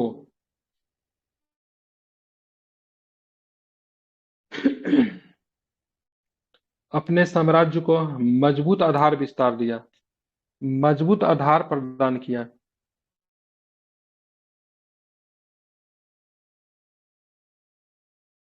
मजबूत आधार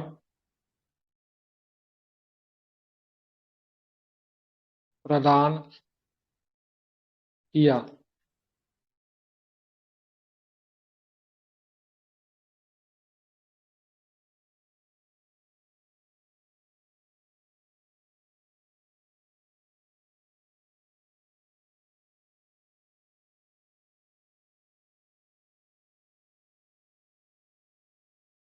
ठीक है, हो गया? हो गया ना? चलिए दूसरा पॉइंट इसमें लिखिए। 2-2 3-3 पॉइंट लिखवाएंगे, ज्यादा नहीं।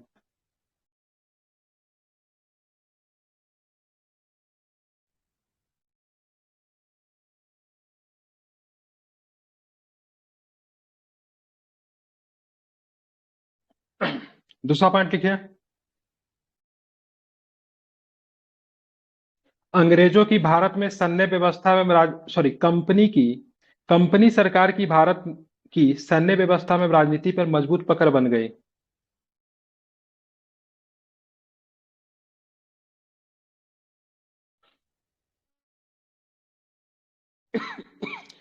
क्या लिखेंगे? कंपनी सरकार की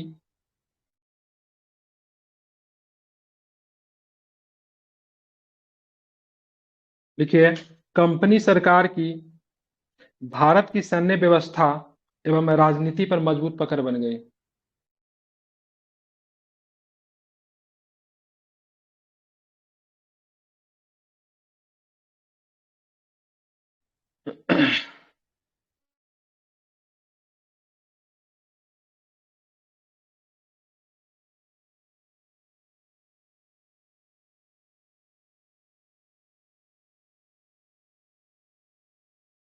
ठीक है, क्या लिखा आपने? कंपनी सरकार की भारत की सैन्य व्यवस्था एवं राजनीति पर प्रमुख पकड़ बन गई।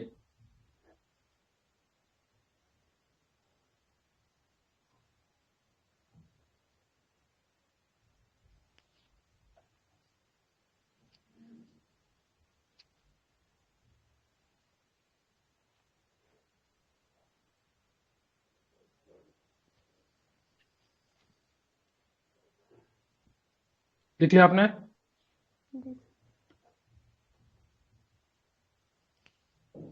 सहायक संधि कंपनी के लिए अत्यंत लाभप्रद साबित हुआ। क्या लिखेंगे? लाभप्रद।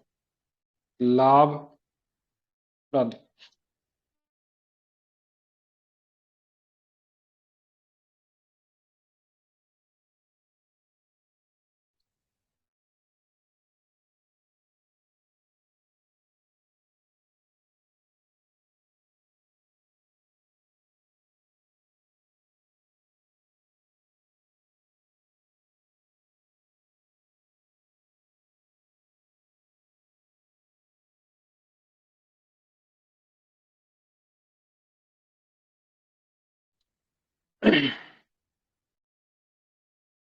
सहायक संधि कंपनी के लिए अत्यंत लाभप्रद साबित हुआ।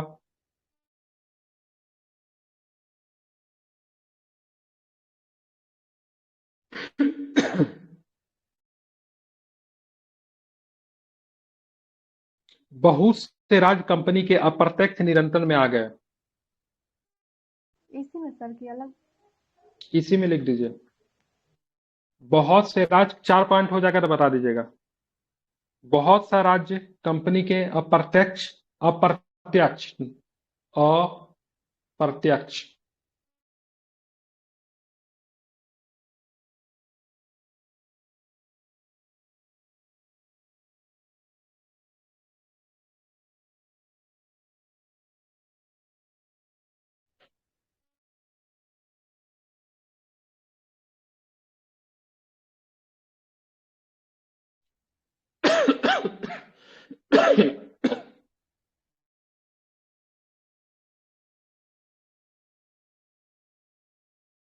क्या लिखा आपने? बहुत से राज्य कंपनी के प्रत्यक्ष और अप्रत्यक्ष। प्रत्यक्ष अप्रत्यक्ष नहीं लिखा है, सीधे क्या लिखा? सीधे अप्रत्यक्ष लिखा है ना।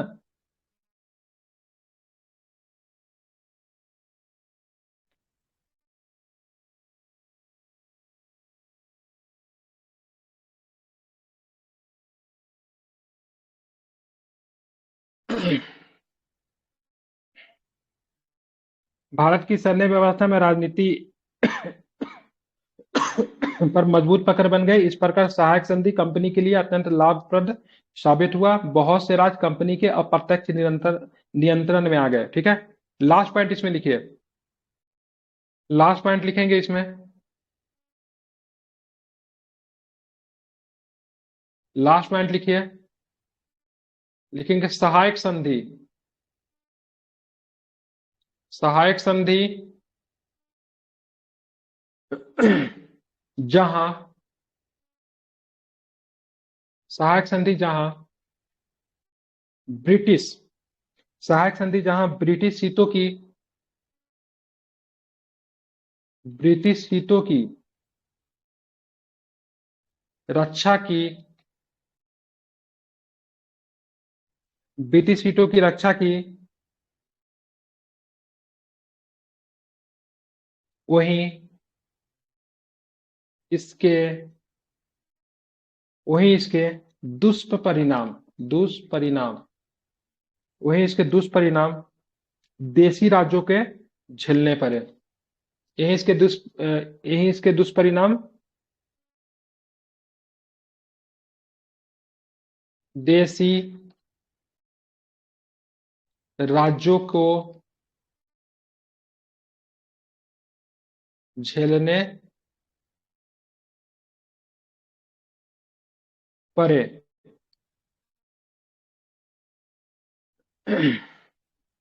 देशी राज्यों पर इसका बुरा प्रभाव पड़ा। इसी में लिख दीजिएगा, देशी राज्यों पर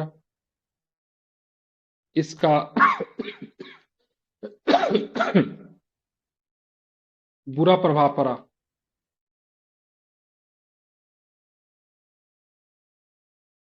ठीक है, हो गया कंप्लीट। इसमें आप क्या लिखना था, व्यापक सिद्धांत का प्रभाव लिखना है ना।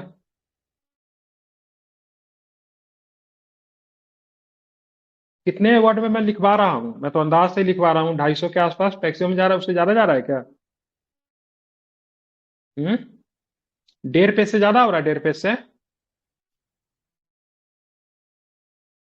Hello, yes. कितना? 4 पेज 4.5 पेज तो नहीं जा रहा है। इतना बड़ा बड़ा लिख लीजिए, 4 पेज 4.5, उतना नहीं होना चाहिए। 2.5 पेज चलिए हुआ है लिखिए। सर अभी। वही 4.5 पेज कैसे हो सकता है, मैक्सिमम 2 पेज 2.5 पेज जाएगा, उतना लिख सकते हैं 2 पेज।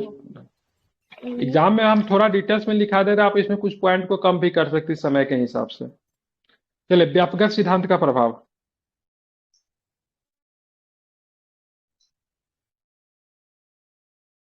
व्यापक सिद्धांत का प्रभाव, ठीक है, व्यापक सिद्धांत का प्रभाव लिखिए।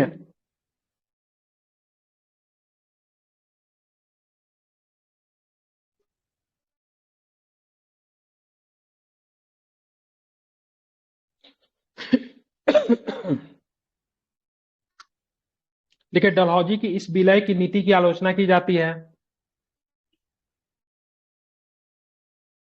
डलहौजी की इस विलय की नीति की आलोचना की जाती है। देशी राज्यों को 3 श्रेणियों में विभक्त करना ही अनुचित था।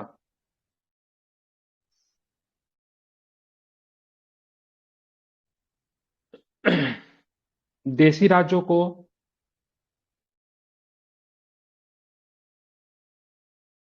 देशी राज्यों को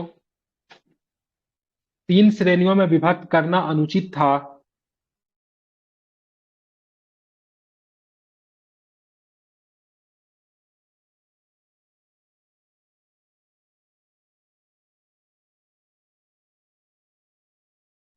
देशी राज्यों को 3 श्रेणियों में विभक्त करना अनुचित था।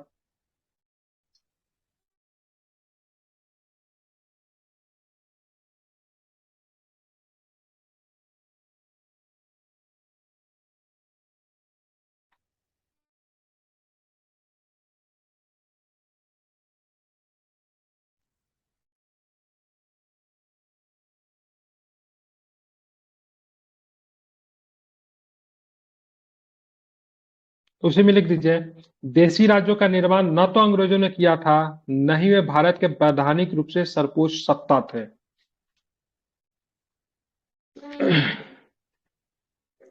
देशी राज्यों का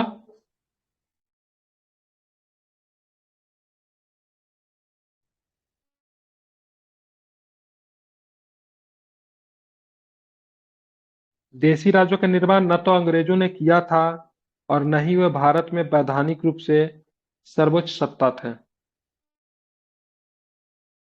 देशी राज्यों का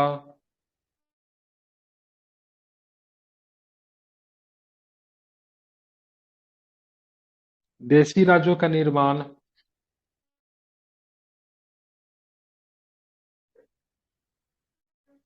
न तो अंग्रेजों ने किया था और न ही वे भारत के वैधानिक रूप से सर्वोच्च सत्ता थे।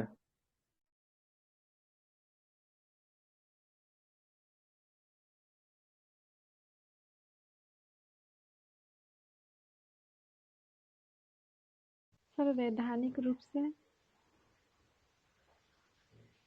वैधानिक रूप से सर्वोच्च सत्ता थे। सर्वोच्च, वैधानिक रूप से सर्वोच्च। आधा चौड़ा हो गया।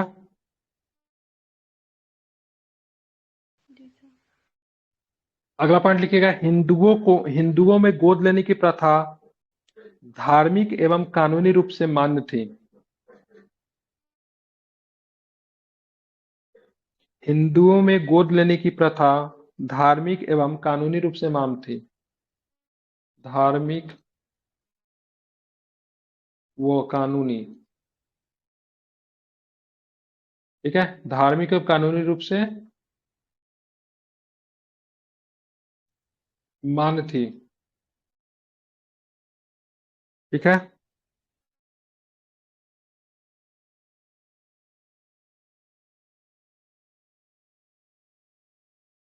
इसमें हस्तक्षेप करने का कोई नैतिक एवं वैधानिक अधिकार कंपनी को नहीं था। इसमें हस्तक्षेप करने का कोई नैतिक एवं वैधानिक अधिकार कंपनी को नहीं था।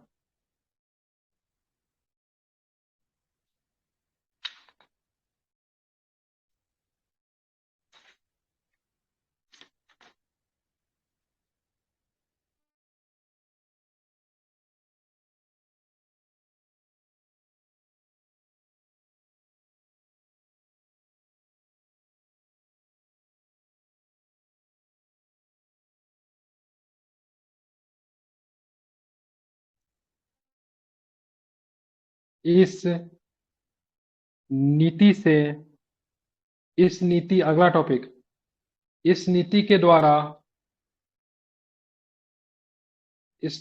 द्वारा डलहौजी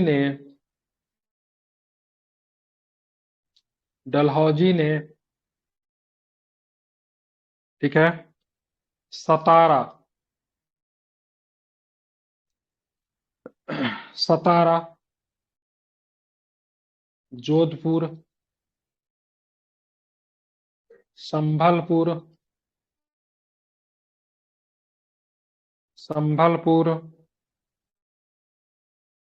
बघाट,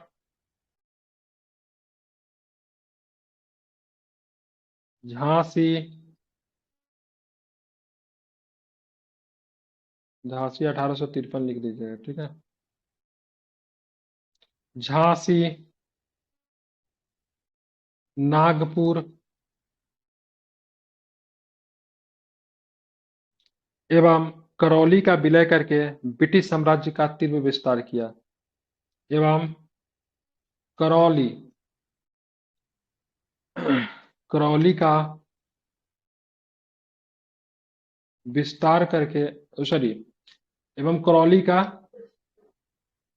विलय करके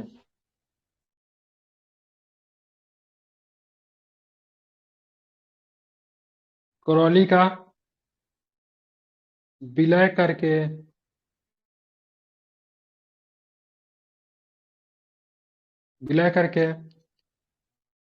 ब्रिटिश साम्राज्य का क्या किया? तीव्र विस्तार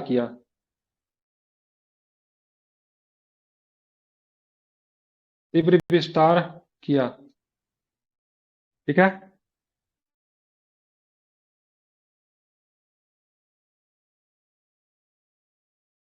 चलिए आप चलेंगे, निष्कर्ष लिखिए।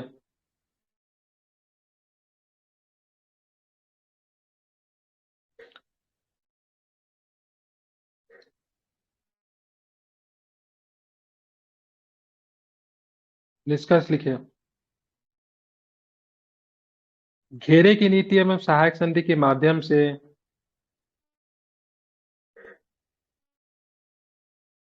घेरे की नीति एवं सहायक संधि के माध्यम से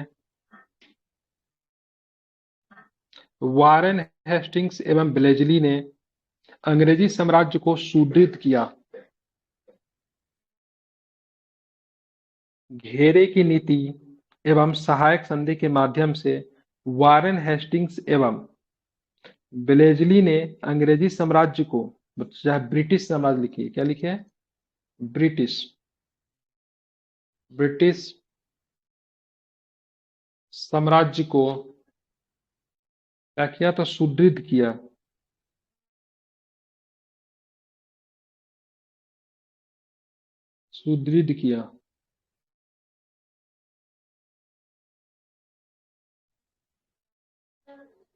ब्रिटिश साम्राज्य को सुदृढ़ किया।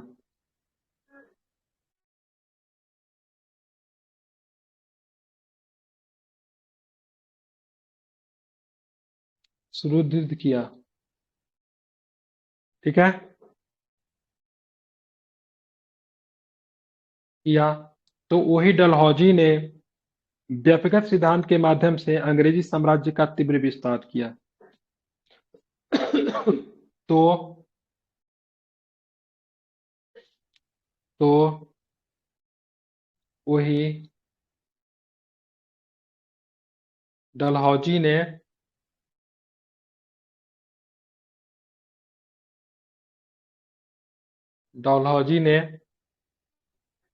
व्यक्तिगत सिद्धांत को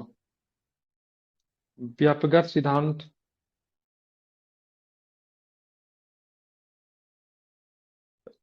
व्यक्तिगत सिद्धांत के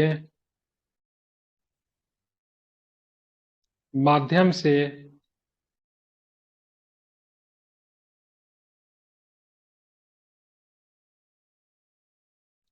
ब्रिटिश साम्राज्य का तीव्र विस्तार किया। ब्रिटिश साम्राज्य का तीव्र विस्तार किया।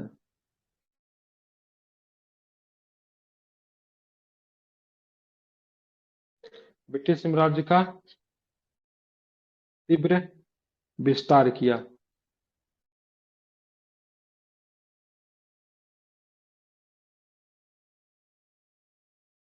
ठीक है, व्यक्तिगत सिद्धांत एवं सहायक संधि ने अंग्रेजी शासन के असली चरित्र को उजागर किया। व्यक्तिगत सिद्धांत और सहायक संधि ने अंग्रेजी सरकार के असली चरित्र को उजागर किया। असली चरित्र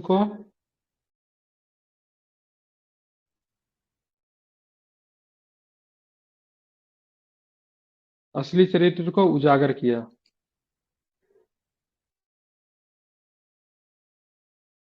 जिसका तत्कालीन प्रभाव 1857 की क्रांति के एक महत्वपूर्ण कारण के रूप में देखा जा सकता है। जिसका तत्कालीन प्रभाव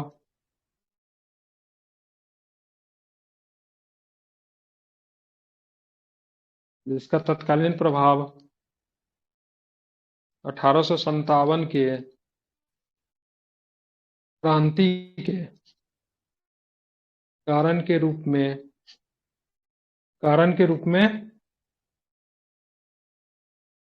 में देखा जा सकता है। इंट समाप्त हो गया।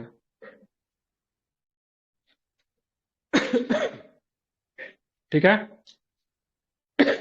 कितने क्वेश्चन हुए आज? 3 सर। 3 ही हुआ? या तो 2 7 नंबर वाला, 1 8 नंबर। और लिखना है? कल लिखवाऊं? कल लिखवा दीजिए।